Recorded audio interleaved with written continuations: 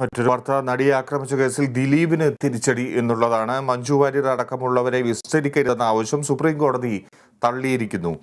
Supreme കോടതി ഈ വിഷയത്തിൽ നിലപാടെടുക്കുകയാണ്. സാക്ഷി വിസ്താരത്തിൽ ഇടപെടില്ല എന്ന് വ്യക്തമാക്കി സുപ്രീം കോടതി വിചാരണ വേഗത്തിൽ പൂർത്തിയാക്കാനും പ്രോസിക്യൂഷന് നിർദ്ദേശം നൽകി.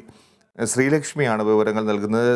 ശ്രീലക്ഷ്മി, മഞ്ജു വാര്യരെ ചോദ്യം ചെയ്യാം എന്ന് തന്നെയാണ് സുപ്രീം കോടതി പറയുന്നത്. നടിയെ ആക്രമിച്ച കേസിൽ അതുകൊണ്ട് തന്നെ ദിലീപിന് തിരിച്ചടി ലഭിച്ചിരിക്കുന്നു. എന്തൊക്കെയാണ് വിവരങ്ങൾ?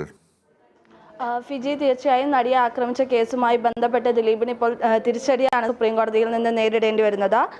ഈ കേസുമായി ബന്ധപ്പെട്ട് പഴയ സാക്ഷികളെ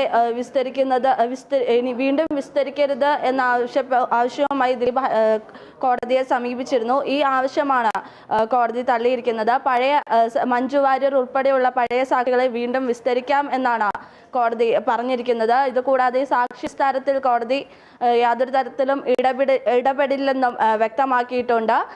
വിചാരണ പൂർത്തിയാക്കേണ്ട സമയം അവസാനിച്ചിരിക്കുന്ന ഒരു സാഹചര്യത്തിലാണ് വീണ്ടും കോടതിയുടെ പരിഗണനയിൽ കേസ് വന്നത്. ഇതേ തുടർന്ന് എത്രയും പെട്ടെന്ന് തന്നെ വിചാരണ പൂർത്തിയാക്കാനുള്ള ഒരു നിർദ്ദേശം കൂടി സുപ്രീം കോടതി നൽകിയിട്ടുണ്ട്. കേസിൽ മഞ്ജു വാര്യർ ഉൾപ്പെടെയുള്ളവരെ നേരത്തെ വിചാരണ കോടതി ചോദ്യം ചെയ്തിരുന്നു. എന്നാൽ ഇവരുടെ മൊഴി വിശദമായി രേഖപ്പെടുത്തിയില്ല എന്ന് ചൂണ്ടിക്കാട്ടിക്കൊണ്ട് പ്രോസിക്യൂഷൻ വിചാരണ കോടതിയെ സമീപിച്ചിരുന്നു. എന്നാൽ ഈ ആവശ്യം തള്ളിയതിനെ തുടർന്നാണ് വീണ്ടും ഇത്തരമൊരു ആവശ്യവുമായി സുപ്രീം കോടതിയെ സമീപിച്ചിരിക്കുന്നത്.